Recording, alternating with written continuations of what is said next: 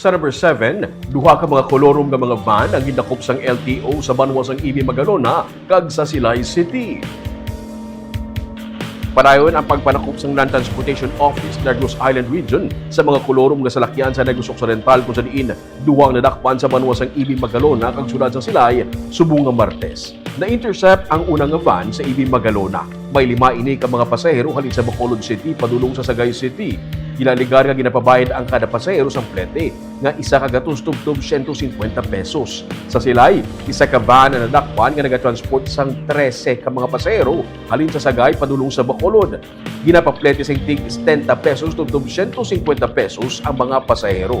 Sunod sa LTO, pareho nga wala sang Certificate of Public Convenience o permit to operate ang duha ka mga van. Tubtob 200,000 pesos ang multa sa kada salakyan sunod pa sa LTO.